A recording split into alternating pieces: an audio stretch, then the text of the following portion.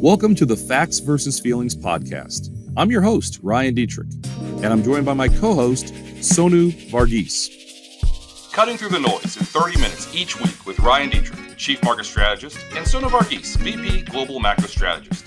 Taking out the boring and helping investors focus on what really matters. A quick note before we start the show. Investment advisory services offered through CWM LLC, an SEC-registered investment advisor. Carson Partners, a division of CWM LLC, is a nationwide partnership of advisors. Hi, everyone. Welcome to episode 111 of Carson's Facts versus Feelings. This is going to be a fun one. We're titling this one Reasons to be Thankful. Unfortunately, Sonu is enjoying some time away this week, so we're joined by, how do I want to introduce you? I didn't even think of this. Great all-around guy, portfolio manager, worked with him for a long time, great friend, Barry Gilbert. Now, Barry, I know my title is probably somewhere. Let's just give us your title, and what do you do all day? What do you do all day at Carson? Good morning, everyone.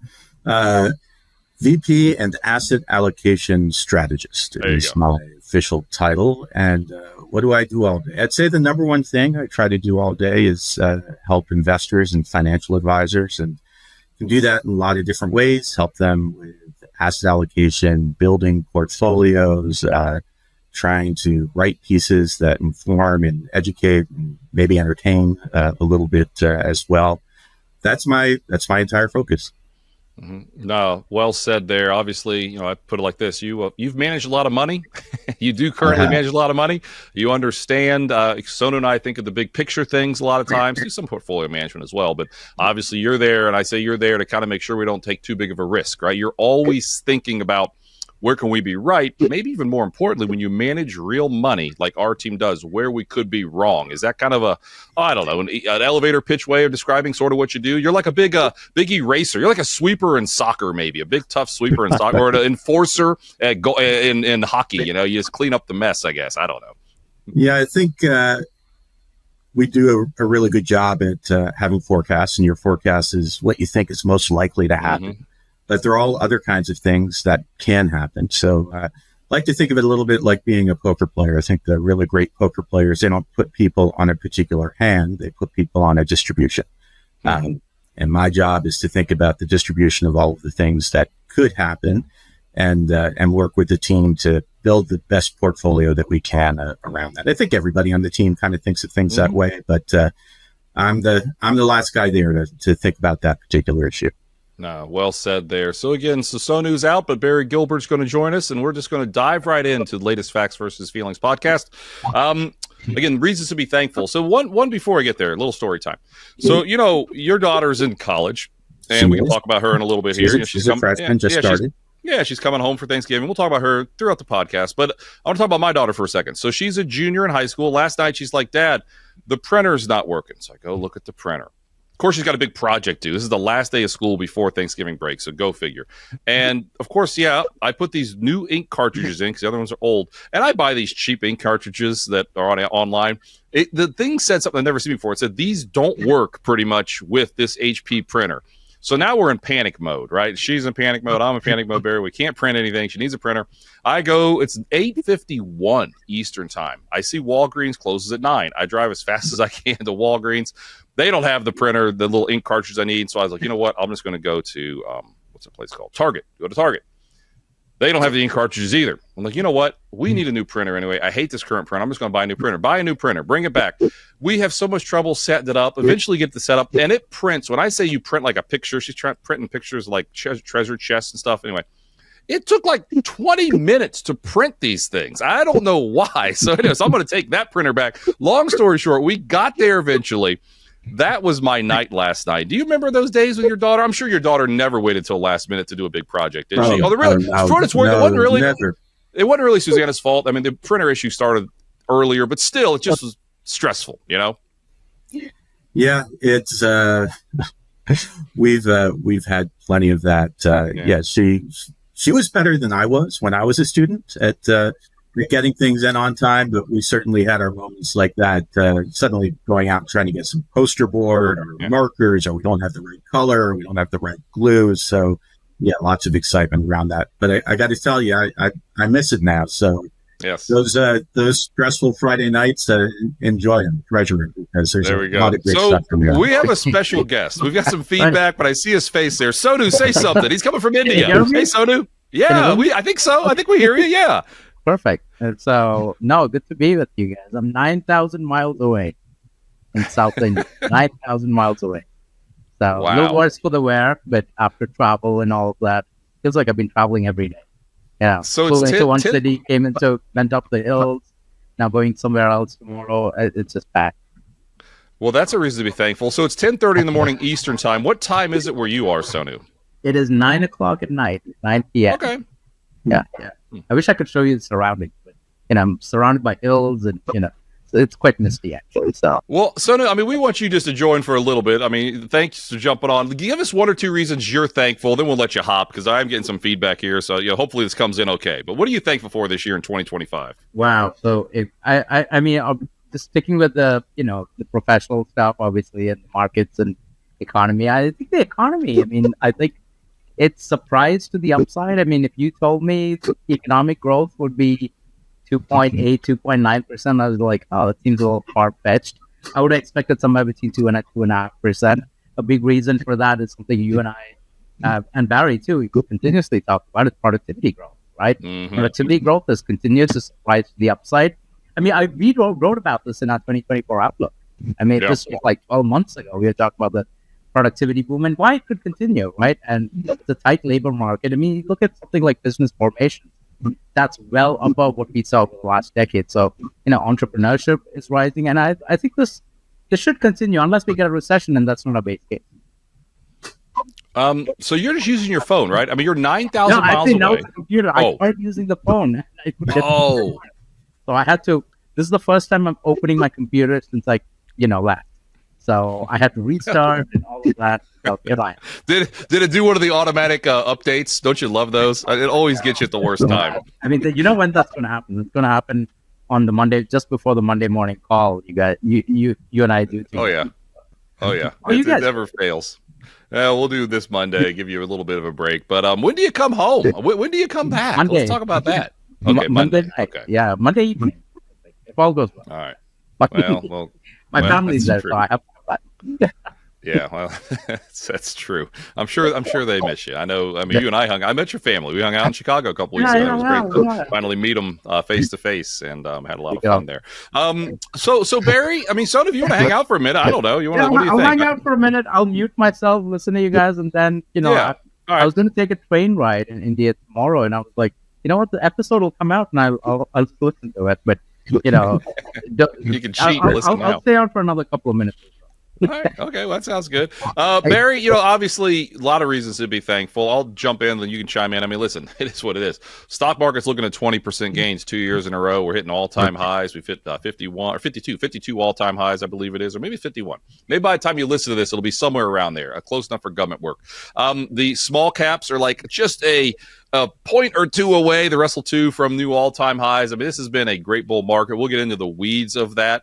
So we've got the economy strong, the stock market strong, productivity strong. What else are we thankful for from more an investments point of view? Then we'll get personal also. But Barry, I kind of took the easy ones. What else is there, I guess?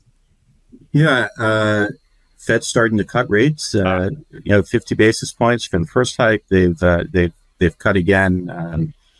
Sonu did a lot of great analysis on inflation and reasons to expect inflation to come down even early in the year, right? When inflation was a little bit stubborn, and maybe we're just a little bit behind the curve, and that's why it made sense to do the 50 basis point cut. But housing has struggled. It's made it harder for small businesses with interest rates high. So we're starting to normalize, and that's not just about being thankful about what we've seen in the last year. That's about being thankful for what we might see in the next year as well.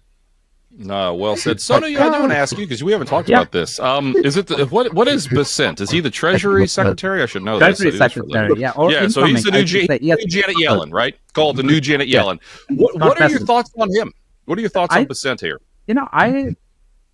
It seems weird to say this. I think Barry and I talked about this a few days back. I won't complain if Wall Street guys. I know Wall Street gets a bad rap. But Wall Street tends to be practical about these things. And a Wall Street guy tends to be, practical about whether it's, tariffs and fiscal policy and how fiscal interacts with the Fed, monetary policy, how the White House interacts with the Fed.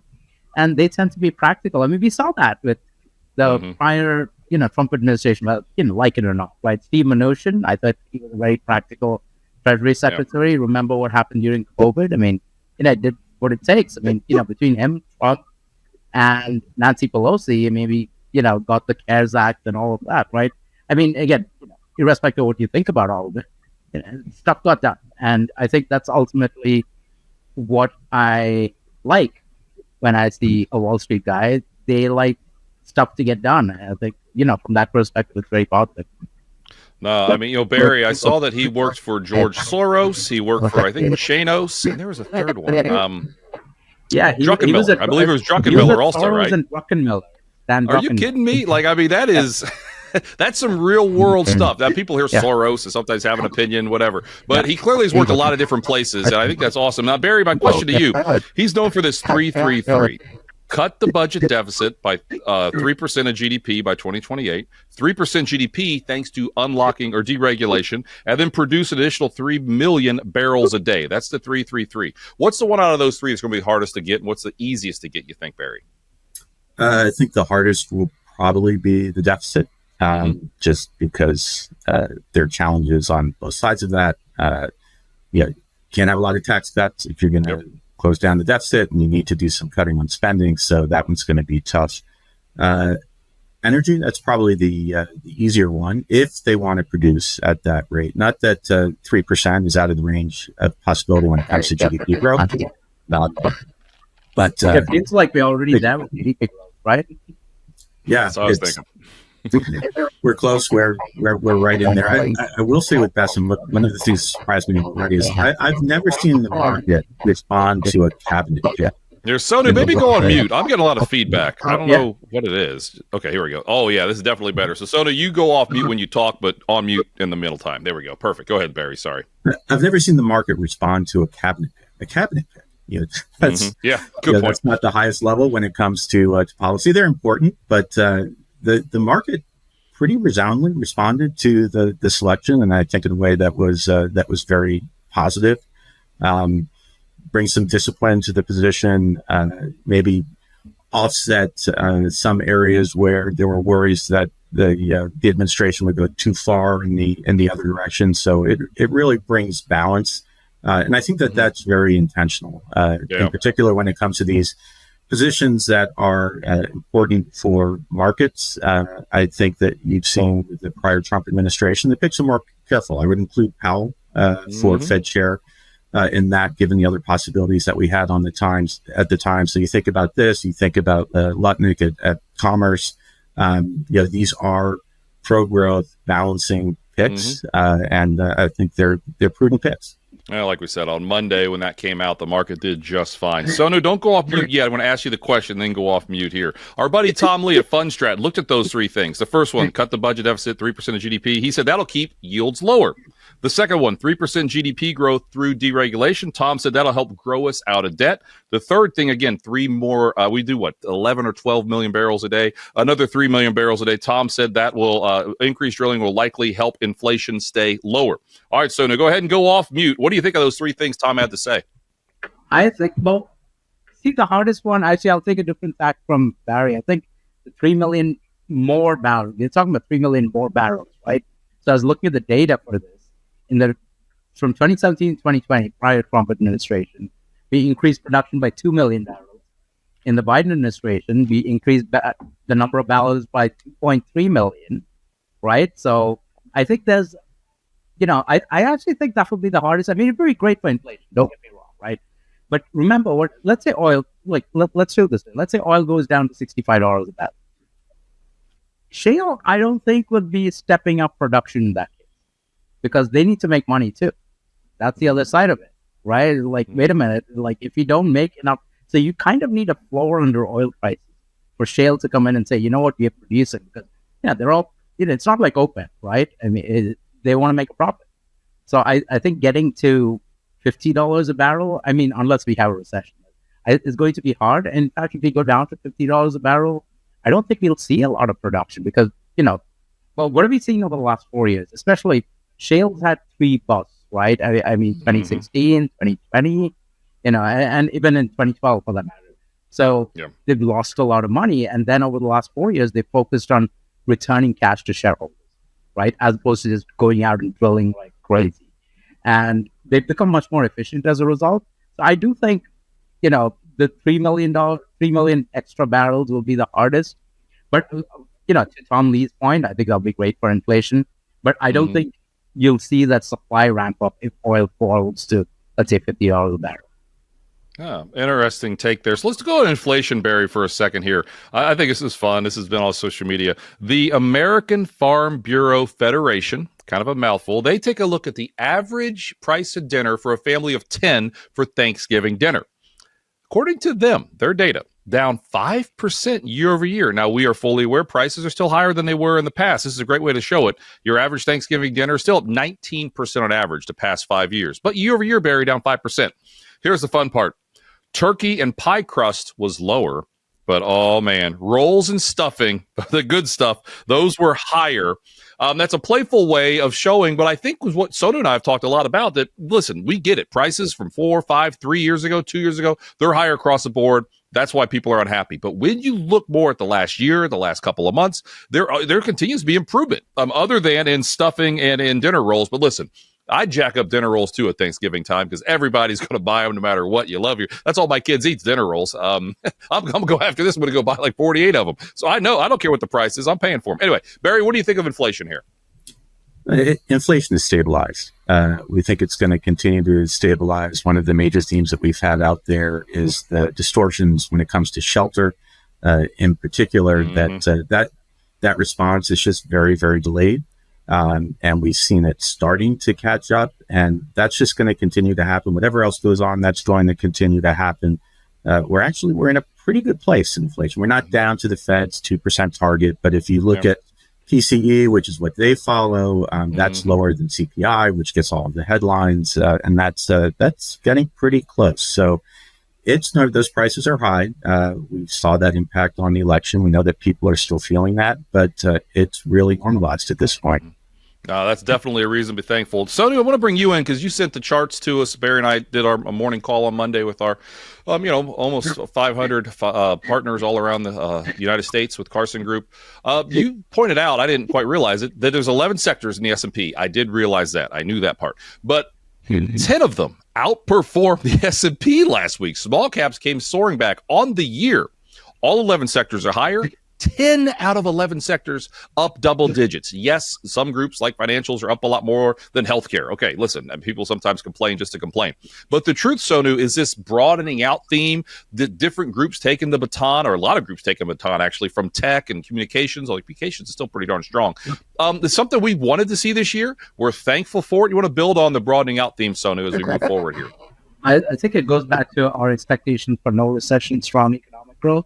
It's been a while coming, right? It's been a frustrating period too. I mean, we've been, we've been positive on small caps, mid caps. You think about the economy doing well. Look, if you have 3% growth, everything should be doing well for the most part. It shouldn't be a very concentrated market, the market riding up on just 7 names, right? And we've seen more. We're seeing that, right? Look at what's the best performing sector off the top of my head. Is it financials, Barry? Yeah. It's financials. It was as of Friday. I believe it still is, but yeah. So financials, right? And you think, look, if the economy is doing well, that's the sector that is disintermediating loans, everything, money across the economy. They should be doing well, and that's what we're seeing, and that's part of that broadening out. Well said. I mean, Barry, you want to add anything? Go ahead. Okay. I will let you talk, and I am looking forward to listening to you guys tomorrow morning when I'm on my train ride. And where are you going tomorrow? One more time, we'll let you go. Where are you going tomorrow? What are you doing? I'm going to this place down south in South India called Cochin. That's where my parents are. So I was with my your parents were south. Yeah. Awesome. Yeah. Okay. All right. And mom's making food, right? Mom's making food. That's part of the reason. There we go. All right. Safe travel. Right. We'll talk soon. Take care. Enjoy. Bye bye. Good seeing you all. Yep. Great seeing you. Yeah, pretty cool. So listen, I mean, that wasn't really planned. Sonu had the link. He just joined us. I told him we were doing it, and I know it was weird. I had feedback when I spoke, but when Sonu was not on mute. I don't know if you heard that, Barry. So hopefully, I heard this. hopefully maybe we can try to work on that. But if not, sorry for a little. Hey, it's the price we had to pay to talk to Sonu from 9,000 miles away. So that's a reason to be thankful right there. That's pretty cool to touch base with our buddy Sonu. So Barry, one thing that caught my attention that maybe I'm a little worried about. Again, we're bullish. Yes, let's be clear. But make sure I read this right. Where'd it go? Yale. Okay, so Yale University has something called the Crash Confidence Survey. People are the least worried about a market crash since June of 2006, according to this one particular survey. Also, the Conference Board. The Conference Board looks at people and gives a survey. The outlook on the stock market is the highest on record. Honest to goodness, I'm not sure how far back it goes. Those are just 2 data points. But listen, we've had a heck of a run. That contrarian in me wonders, and everybody gets too bullish. I don't think we're there, I want to be clear. But I did see those 2. They caught my attention. I mean, as a portfolio manager, we've been overweight since December of 22. We're still overweight. Sonu and I talked on this podcast why the Friday before the election, we added a little bit of equity risk and expected a rally. And my goodness gracious, S&P's up 5% for the month of November, the time we're recording it. So that's happened. But when do you start kind of taking off some of the chips, so to say, from a portfolio point of view here, Barry? Yeah, that's a great question. It's the ultimate question, isn't it? It's the ultimate question. It's the ultimate question, yeah. I'll tell you when you probably don't do it. You probably don't do it when you have the Fed cutting rates, you're an all-time high, and you have an administration focused on stimulus. They say don't fight the Fed. That's a good idea. Don't fight the Fed and Congress on top of it. That seems like even a better idea. So, I think that the market's going to run a little bit with this. There are things that we do watch for. We're watching employment levels very closely. We're watching credit spreads in particular because say that credit markets tend to be smarter than the stock market. So watching for changes there. Haven't really seen that. There are definitely warning signals there. We also watch for all the institutional bears to turn bullish. Seen a little bit of that, but still way to go. You wrote a piece recently where there was a CIO of a well-known firm that called us perma bulls. That's a good sign for bullishness. When there are folks out there, still so resentful that you made the right call on being bullish that they want to call you a perma bull. When that stops happening, then I'll be worried. Well said there. Yeah, I mean, listen, we've been bullish. People listen to this podcast for 111 times now. Know that, and we're still in that camp. And we have some gold in some of our more tactical models. We have some longer-term treasuries. Are we overweight stocks relative to gold? Yes. We say diversify your diversifiers. We're not just all in, Mag 7, and we never have been. We never would be. But I think it's important to say when you're managing money, because people see me on TV and I give usually a pretty bullish outlook, and it's like that's 90 seconds of talking. There's a lot more that goes into it than just a little tidbit on TV. But the reality, again, is we manage a lot of money, and we absolutely are still overweight, but we see things. When we say, I just say that so freely, diversify your diversifiers. What does that mean, Barry, to the average person? Because that is a tad confusing. Yeah.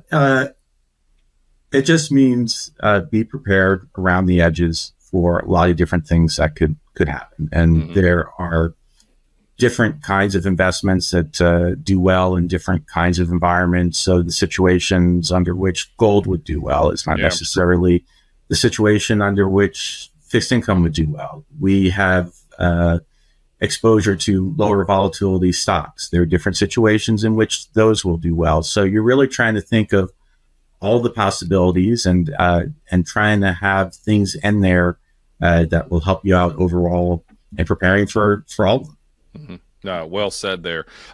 If you want to hear the latest from us, don't forget to subscribe to our podcast. You can leave a review. We love your feedback, and it does help us a lot with the algorithm, so thank you in advance for that. Barry, let's see here. So we're looking at 2 years in a row, in all likelihood, of the S&P up 20% 2 years in a row. Now I took a look, and there's not that many. It's not that many sample size. So then I looked at total return using data from NYU. Total return S&P up back to back 20% years. Again, looking at like it's going to happen this time.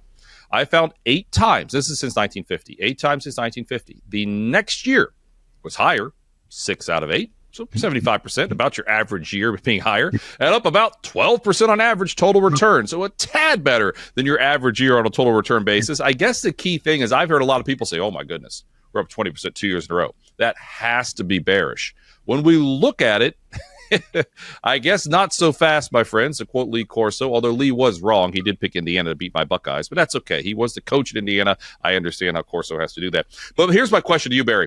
Then you play with the numbers. I didn't play with the numbers. These are the facts are the facts, my sir. 5 years in a row, the S&P on a total return basis gained 20%. Okay, 5 years in a row, 95, 96, 97, 98, 99. Like how I did that. We're in year 2. We're not saying this is like the mid to late 90s, but Sonu has been on record saying there are some similarities with, productivity the highest has been since then, with a Fed that is starting to cut, with an economy that wobbled but didn't fall into a recession. You've got some high valuations, yes, but you've got this incredible new technology. It's internet back then, it's AI now. Ed Yardeni, big fan of him. He's talking like the roaring 20s, again, meaning there could be years left of this thing. Of course, we're not going to complain if there's years left and many more 20% gains. I don't even know my question, Barry. I guess it's more, are we in a roaring 20s and can we have a string of 20% gains? I guess is my question. You can't really answer that, I know, but what do you think? I mean, what are the odds of that? See, first of all, the baseline there is there's no reason to be bearish just because you're up 20% 2 years in a row. And I think that's part of what the numbers tell you. It doesn't necessarily tell you should be hugely enthusiastic. But there is no information. There's nothing in there that tells you that you should be bearish or you should be worried just because of that. If anything, it leans a little bit to the other side. You should be optimistic. And when it comes to the possibility that we're in something like the roaring 20s, we live in an interesting time. The pace of technology is just crazy. Really. No one else in human history, no other generation in human history has seen the pace of technological change that we're seeing right now. And it's having a positive impact on businesses. It's having a positive impact on the way that we work. Now, it takes a lot of time sometimes for that to actually flow through. Sometimes there are investing mistakes, over-investment. But there's also a lot of possibilities in there. So, could we be in something like the roaring 20s? Could we be something in like the mid 90s rather than the late 90s? Probably not my base case, but sure possibility. Yeah. I mean, the idea of a secular bull market, meaning it for a very long period of time, 1950 to 1968 and 1982 to 2000. The market, broke out to new highs in 1950 and 1982, and they went higher for about 18 years, give or take, both those times. This time we broke out in 2013. My math is right. We're 11 years in. I mean, who knows? This is a theme I've talked about for many, many years, many different jobs since 2013, that we're in a secular bull market that could last 2 decades, maybe. I don't know. Here we are, potentially halfway into it, and there could be some more. But again, I think the key thing, it doesn't mean every year is going to be 20%, but it means you could have continued gains probably for a little bit longer than a lot of people expect. And one other thing, I've shared this a ton, and I shared it on Twitter, and it was popular. X yesterday is popular. The last 74 years, okay, this will be the 75th year since 1950. Only 4 times did the S&P close between 8 and 10%. It averages 9.3. So if about 9% is average, you think about 8 to 10 would happen at least a handful of times. Barry, it's only happened 4 times. What does that tell us? It tells us bigger moves are more normal. Average isn't so average. I forget off the top of my head, but the average up year is up close to 20%, whereas your average down year is down like 13 or 14%. So these bigger swings are much more are more normal, and a 20% up year, even though it feels abnormal, happens way more than you probably would expect. You want to add anything to that? Yeah, folks should also remember we had 2 bear markets practically right on top of each other. That's pretty rare. And that's a good springboard to jump off of 2020, 2022, just 2 years apart, bear markets. Going back further, this is longer history, but going back to 2000, we had a lost decade for investors. We had an entire decade where stock returns were basically flat. They weren't really giving you anything. And bigger picture, that's not all that long ago. That provides a springboard as well. So if you're going to focus on 20% 2 years in a row, don't forget those two bear markets. Don't forget that lost decade that we have, because we're coming off of both of those things. And that can still be positive. No, well, great point there. I know I started with Carson in July of 22, and it felt like the market went down every single day for 3 months. I know it didn't, but I'm just saying it felt that way. And Sonu and I, you weren't here yet. Sonu and I came out in late 22 saying why the low was in, why there's no recession. I know a lot of our partners looked at us like we were a little crazy. A lot of people out there looked at us like we were a little crazy, but here we are. And fortunately, we think there's still time to go. We've got maybe 5 minutes or so, Barry. Let's talk this week. So your daughter's in college. She's home soon. Is it fun to see her? Are they still lazy slobs when they get home? No, not that yours is. Not that I'm just saying mine can turn that way. Do they revert back to kind of being that way? How's it work when they get home from college? Yeah, a little bit, and I'm okay with it. She comes home. It's the comforts of home that she's really enjoying, and she's been working hard, so she deserves that break. And it's great to see her. It's hey, if I see a dirty sock or two, it's good to see the dirty socks, because I haven't seen them in a little while. So it's fun. Mm-hmm. That's good. Now, how does it work? Does she go back like next week, or is she done till January? No, she goes back at the end of the week, and got one more week of classes, and then she's got finals, and then she comes home, and then she has ACL surgery because she tore her ACL. So, a lot going on, but it's great to have her home. You'll find out about it soon enough, Ryan. Oh yeah, my daughter's assuming she passes the thing we made last night. I'm teasing. Now she's a junior, and we're not too far. I'll ask you for tips on how the stuff works. We're about we're another 6 months or so away from really getting hardcore thinking about where to go to school and stuff. But we are getting there. All right, so let's see here. What else? I had a couple of things I wanted to talk about. Maybe here are just some things to think about for everybody out there. December is right around the corner. If you remember a month ago, Sonu and I talked about November likely being a strong month. We listed all the reasons: higher 11 the last 12 years, the best month in election year, the best month the last 20 years, best month the last 10 years, second best last 20 years. Bottom line, we expected a rally. S&P's up like 5% in November here on the 26th, the time we're recording this. Been pretty strong month. But here you go, Barry. December is usually pretty strong, too. December is the second best month of an election year, up about 1.3%. All Decembers on average are up 1.5%. December is the most likely month to be close higher any year since 1950, and in an election year. Election year is higher about 83% of the time. No month is more likely to be higher. When you're up 20%, I've got it here somewhere. Yeah, when you're up 20% for the year going into the last month, can you get it into your chase? That's the question. Remember, Sonu and I talked before about why we expected it into your chase to start in November. The short answer is yes. If you go back the last 10 times, back to the mid-'80s, when you're up 20% for the year going into the normally bullish month of December, higher 9 out of 10 times, up 2.4% on average. So more likely to be higher, and even a higher average return. So Barry, my question to you as a portfolio manager, we hear this all the time: cash on the sidelines, this and that. It seems to almost be true. When you have a good year, there is a chase. You want to build on that? Yeah, you talked about all the confidence that's in there, but we know now with rates higher, we had a lot of money going to short-term treasuries. Some of that is still sitting there. There's certainly people who are still looking to be opportunistic. There are people who are reacting to the election, and you get often lower volume in December. It doesn't take that much money flowing in to get the markets to move. That's often why you have those little melt ups if things are quiet. Not big moves, but steady little moves. I wouldn't be at all surprised to see that right now. Ryan, you asked a question about my family. You told me that your family, you're hosting Thanksgiving for the first time ever. Is that right? Yeah, I didn't want to talk about it, Barry.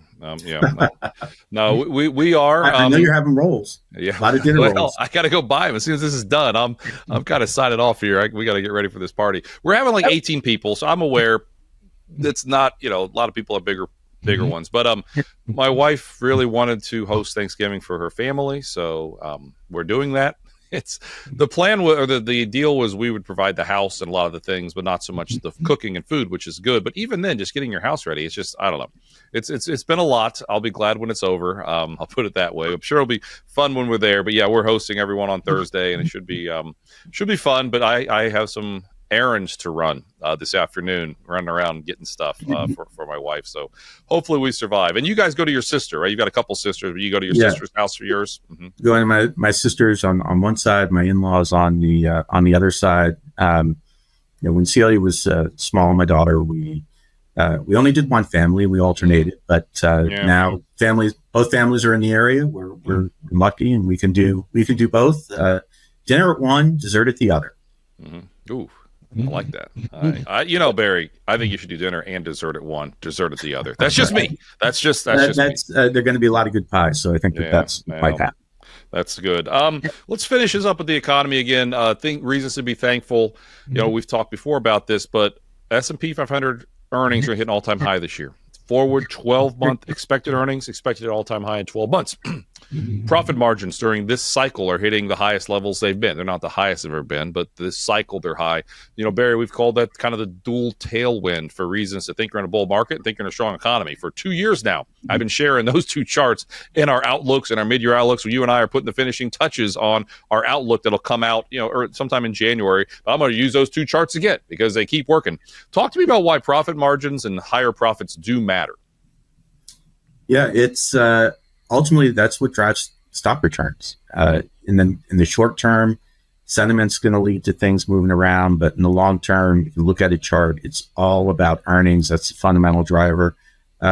We looked at the last 5 years. A lot of people talking about, hey, we're in a bubble. But the last 5 years, you look at the contribution of earnings and the contribution of dividends to S&P 500 returns. About 75% of those returns come from those two fundamentals.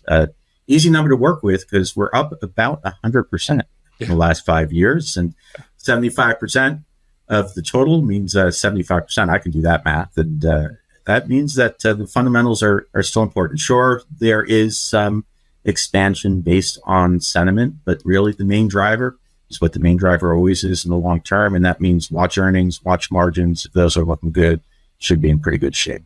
No, that's a great way maybe to end it. Again, a lot of reasons to be thankful. The last 5 years, since the end of 2019, the S&P 500 has doubled. Okay, and that's total returns. That's including dividends, but doubled. We've had two vicious bear markets. We had a 100-year pandemic. We shut the economy down. We had a terrible bear market in 2022, along with one of the worst years for bonds ever. So it was a terrible year for a diversified portfolio in 22. And yet here we are. When we look at things, 60-40 portfolios are hitting all-time highs. Bonds, they still struggle. They've done a little bit better, but stocks have done very well. Housing prices have continued to soar. Overall net wealth in the United States is the highest it's ever been. We've talked a lot. Yes, we have a lot of debt. Another reason to be thankful, we have a lot of equity. If you look at debt-to-equity ratios, a lot of different places, from the households to the consumers to corporate America, they're actually in a lot better shape than the TV might let you know. So those are some other reasons to be thankful. Barry, let's finish it up. One more reason to be thankful, and doesn't have to be work. It can be maybe personal. What else are you thankful for? Great colleagues, great friends, spending time with family. That's really what it's all about. And every now and then, even with all the fun that we have in work, it's great to turn and think about those things. So family, friends, colleagues, makes me a pretty happy guy. Yeah, no, love it. I'm glad you could join and jump on. I'm glad thankful Sonu could jump on as well. I mean, I second all those. I totally get that. I'm thankful for this podcast. Sonu and I have a lot of fun doing this podcast every single week. We've had a lot of downloads, a lot of listens after doing 111 of them.